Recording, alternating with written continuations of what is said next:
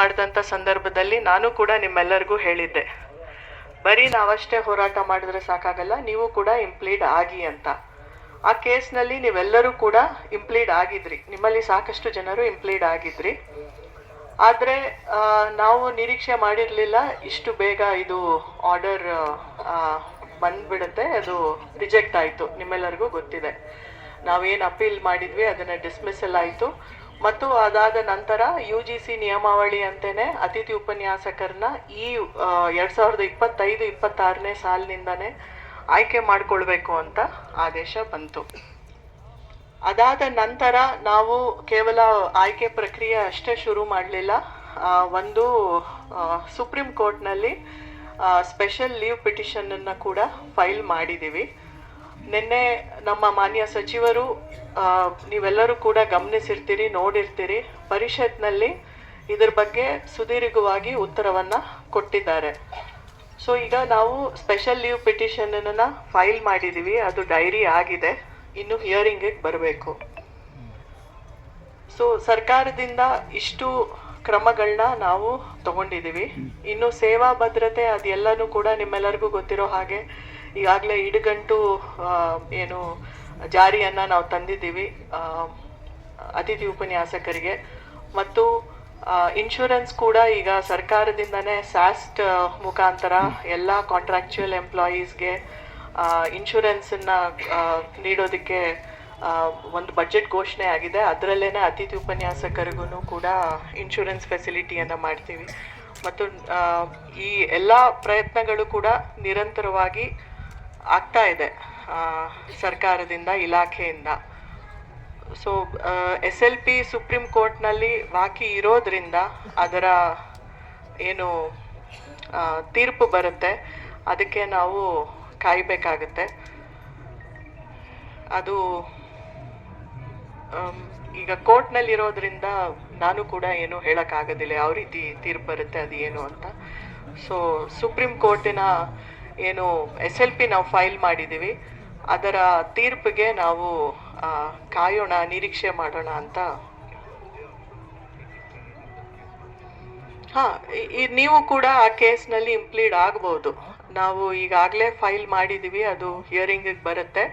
ಆಗ ನೀವು ಕೂಡ ಇಂಪ್ಲೀಡ್ ಆಗುವಂತಹ ಸಾಧ್ಯತೆ ಇರುತ್ತೆ. ನೀವು ಕೂಡ ಇಂಪ್ಲೀಡ್ ಆದ ಅಂದರೆ ನೀವು ಅಫೆಕ್ಟೆಡ್ ಪಾರ್ಟಿಯಾಗಿ ಸುಪ್ರೀಂ ಕೋರ್ಟನ್ನು ಅಪ್ರೋಚ್ ಮಾಡಿದ್ರೆ ಕೋರ್ಟು ಅದನ್ನು ಇನ್ನೂ ಕೂಡ ಏನು ಸಹಾನುಭೂತಿಯಿಂದ ಅದನ್ನು ವೀಕ್ಷಿಸುತ್ತೆ.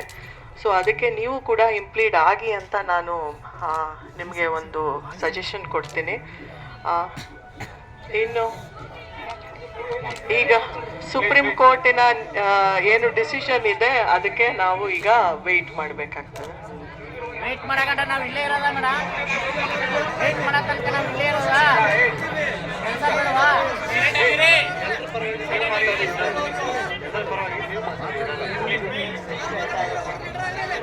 ಒಂದು ನಿಮಿಷ ಕೇಳಿ. 2009ರ MPhil ಬಗ್ಗೆ ನಿಮ್ಮೆಲ್ಲರಿಗೂ ಗೊತ್ತಿರೋ ಹಾಗೆ UGCಗೆ ನಾವು ಮಾರ್ಚ್ನಲ್ಲಿ ಒಂದು ಕ್ಲಾರಿಫಿಕೇಶನ್ ಕೇಳಿದ್ವಿ. ಆ ಕ್ಲಾರಿಫಿಕೇಶನ್ ಈಗ ನಮಗೆ ಬಂದಿದೆ. ಅದರಲ್ಲಿ ನೆಟ್ ಸ್ಲೆಟ್ನಿಂದ ಯಾವುದೇ ವಿನಾಯಿತಿ ಇಲ್ಲ MPhilಗೆ ಅಂತ ನಮಗೆ ಕೊಟ್ಟಿದ್ದಾರೆ UGCಯಿಂದ. ಒಂದು ನಿಮಿಷ ಈಗ ನೋಡಿ, ಕೇಳಿಸ್ಕೊಳ್ಳಿ, ದಯವಿಟ್ಟು ಕೇಳಿಸ್ಕೊಳ್ಳಿ. ಈಗ ನಾವು ಯಾವ ರೀತಿ ಈಗ SLP ಫೈಲ್ ಮಾಡಿದ್ದೀವಿ, SLPಯಲ್ಲಿ ನಿರ್ಧಾರ ಏನು ಬರುತ್ತೆ ಅದು ನಿಮಗೆ ಕೂಡ ಅನ್ವಯಿಸುತ್ತೆ, MPhil ಅವ್ರಿಗೆ ಕೂಡ. ಸೊ ಮತ್ತೆ ಹೌದು ರೀ, ನಾನ್ UGC ಅಂದರೆ MPhil ಸೇರ್ಕೊಳುತ್ತೆ ಅದರಲ್ಲಿ. ಸೊ ಅದು ಒಂದು ನಿಮ್ಮೆಲ್ಲರಿಗೂ ಕೂಡ ನಾನು ತಿಳಿಸೋದಕ್ಕೆ ಇಷ್ಟಪಡ್ತೀನಿ. ಅದಲ್ಲದೆ ಕೂಡ ಮಹಾರಾಷ್ಟ್ರದಲ್ಲಿ, ಹರಿಯಾಣ, ಹಿಮಾಚಲ ಪ್ರದೇಶ, ತೆಲಂಗಾಣ ರಾಜ್ಯಗಳದ್ದು ಕೂಡ ನೀವು ಹೇಳಿದಿರಿ ಈ ರೀತಿ ಗೆಸ್ಟ್ ಫ್ಯಾಕಲ್ಟಿದು ನೀತಿಯನ್ನ ರೂಪಿಸಿದ್ದಾರೆ, ಅದನ್ನ ಕೂಡ ಕರ್ನಾಟಕದಲ್ಲಿ ರೂಪಿಸ್ಬೇಕು ಅಂತ. ಅದನ್ನೆಲ್ಲ ನಾವು ಈಗ ಪರಿಶೀಲನೆ ಮಾಡ್ತೀವಿ, ಸ್ಟಡಿ ಮಾಡ್ತೀವಿ. ಮತ್ತು ವೆಸ್ಟ್ ಬೆಂಗಾಲ್ನ ಎಲ್ಲಿದೆಯೋ ನೀವು ಹೇಳಿ ಎಲ್ಲೆಲ್ಲಿದೆ ಅಂತ. ಸೊ ಅದನ್ನು ಕೂಡ ನಾವು ಪರಿಶೀಲನೆ ಮಾಡಿ ಒಂದು ಡಿಸಿಷನ್ ಅನ್ನು ತಗೊಳ್ಳೋದಕ್ಕೆ ನಾವು ಸರ್ಕಾರಕ್ಕೆ ಪ್ರಸ್ತಾವನೆಯನ್ನು ಕಾಲೇಜು ಶಿಕ್ಷಣ ಇಲಾಖೆಯಿಂದ ಕೊಡ್ತೇವೆ. ಎಲ್ಲ ಎಷ್ಟು ವರ್ಷಗಳಾಯ್ತು? 2.5 ವರ್ಷ ಆಯ್ತು ಸರ್ಕಾರ ಬಂದು ಕೊಟ್ಟೇ ಇಲ್ಲ.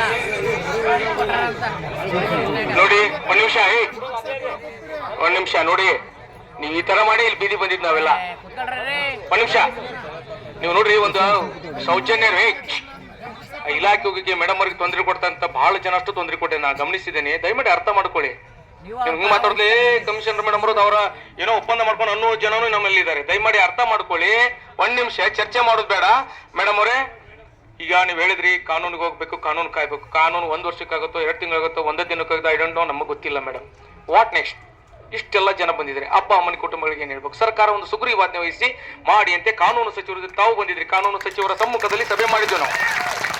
ನಮಗೆ ಏನಾಗಿದೆ ಅಂತಂದ್ರೆ, ಯಾಕೆ ಮ್ಯಾಮ್ ದಿಢೀರ್ನೆ ಇಷ್ಟು ಆರ್ಡರ್ ಕೊಂಡು ನೀವು ಚಿಂತನೆ ಮಾಡಬೇಕಾಗಿತ್ತು? ಇಷ್ಟು ಜನ ಕುಟುಂಬಗಳು ಬೀದಿ ಬೀಳ್ತವೆ ಅಂತೆಲ್ಲ ಬಹಳ ಸಾಮಾಜಿಕವಾದಂತ ಕಳಕಳಿ ಉಳ್ಳಂತವ್ರು ತಾವೆಲ್ಲ. ನಾನು ಗಮನಿಸಿದ್ದೇನೆ, ಹಲವಾರು ಸಾಮಾಜಿಕವಾದಂತ ಕೆಲಸವನ್ನ ಮಾಡಿದಂತವ್ರು. ಇಷ್ಟು ಜನಕ್ಕೆ ನೀವು ರಕ್ಷಣೆ ಮಾಡೋರು, ಒಂದು ಇಮಿಡಿಯೇಟ್ಲಿ ನೀವು ಈ ಅಂಗವಿಕಲರಿಗೆ ದಿಢೀರ್ನೆ ಮೇಲೆ 30% ಆದವರು ಕೆಳಗೆ ಮೇಲ್ ಬಂದಿದ್ದಾರೆ, 90% ಆದವರು ಕೆಳಗೆ ಬಂದಿದ್ದಾರೆ. ಇದಕ್ಕೆಲ್ಲಿ ಕಾನೂನು ಅನ್ವಯ ಆಗುತ್ತೆ madam? Please tell me madam.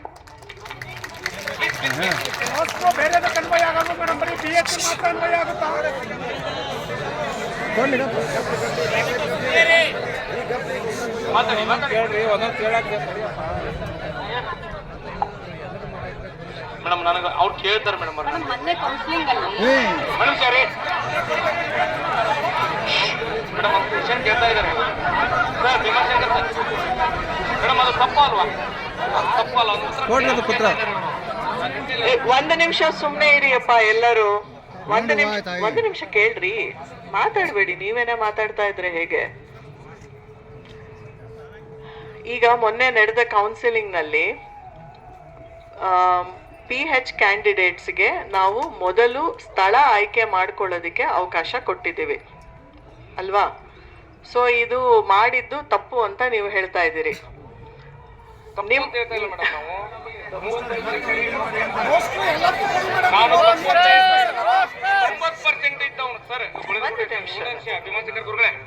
ಒಂದ್ ನಿಮಿಷ ಇಲ್ಲಿ ಕೇಳ್ರಿ. ನೀವು ಒಬ್ರು ನಾಯಕರನ್ನ ಇಲ್ಲಿ ಆರಿಸಿ ಕಳ್ಸಿದಿರಿ.